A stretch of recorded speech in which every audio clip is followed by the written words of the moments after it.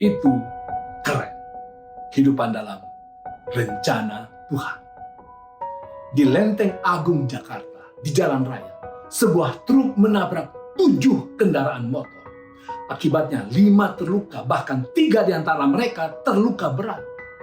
Polisi datang dan menyelidiki. Ditemukan bahwa pengemudi truk adalah korban.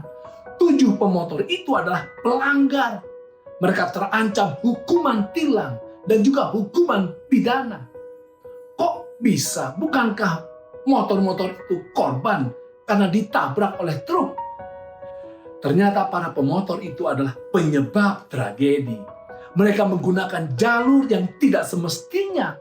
Mereka melawan arus lalu lintas yang tersedia. Saudara, apa yang kita raih dalam hidup kita sangat ditentukan oleh konsep, pola pikir, jalan hidup yang kita pilih. Hanya ada 2 kemungkinan. Pertama, mengikuti arus kebenaran yang Tuhan sediakan, atau yang kedua, melawan arus kebenaran yang Tuhan sediakan. Efesus pasal 5 ayat 1 dan 2 katakan, sebab itu jadilah penurut-penurut Allah, seperti anak-anak yang kekasih, dan hiduplah di dalam kasih, sebagaimana Kristus Yesus juga telah mengasihi kamu dan telah menyerahkan dirinya untuk kita sebagai persembahan dan korban yang harum bagi Allah. Arus kehidupan yang harus kita jalani adalah arus Allah. Ayat kita katakan, jadilah penurut-penurut Allah. Dalam bahasa aslinya lebih menarik, yaitu mimetes. Anda tahu kata mimik? Misalkan, mimiknya seperti ayahnya. Artinya, anak itu meniru gerak-gerik dari ayahnya. Nah, jalan hidup yang kita tempuh haruslah meniru, memimiki Allah. Mengikuti jalan Allah. Itu adalah hidup di dalam kasih, hidup seperti Yesus.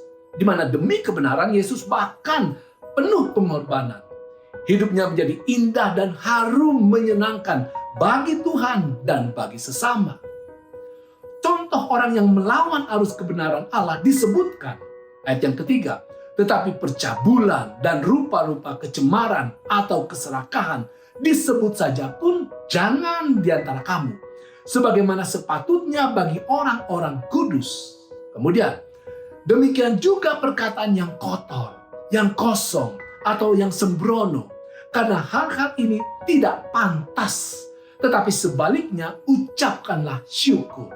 Ayat 5, karena ingatlah ini baik-baik, tidak ada orang sundal, orang cemar, atau orang serakah, artinya penyembah berhala, yang mendapat bagian di dalam kerajaan Kristus dan Allah. Anda perhatikan hal yang diulang-ulang, ada 3 hal yang mendasar yang membawa kita tidak masuk surga. Pertama, percabulan. Wow, di zaman now orang suka pornografi. Sehingga percabulan menjadi salah satu bisnis internet yang terbesar. Ini menyedihkan. Yang kedua, rupa-rupa kecemaran. Di zaman now, perzinahan, penyelewengan, perselingkuhan, ketidaksetiaan merasuki banyak hati orang yang sudah menikah. Ini mengerikan. Yang ketiga, keserakahan.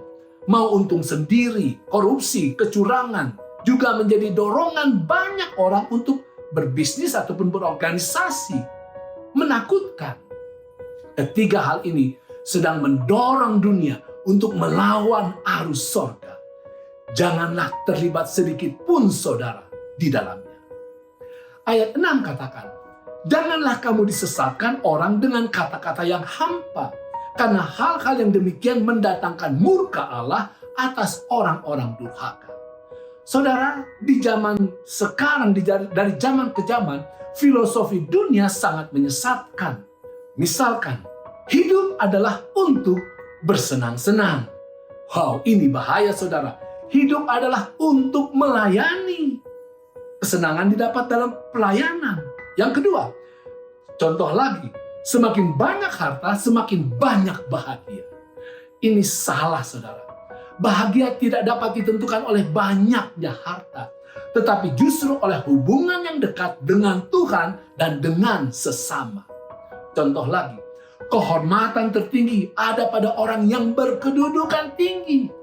Ini sesat, saudara. Kehormatan tertinggi ada pada orang yang dengan rendah hati melayani dengan sepenuh hati. Paulus terus mendorong kita untuk jangan melawan kebenaran. Katakan dalam ayat 8-10, sebab itu hiduplah sebagai anak-anak terang, karena terang hanya berbuahkan kebaikan dan keadilan dan kebenaran, dan ujilah apa yang berkenan kepada Tuhan. Saudara, hiduplah bijaksana. Bagaimana caranya? Jangan lawan arus kebenaran. Hiduplah dengan melakukan hanya apa yang berkenan kepada Tuhan. Itu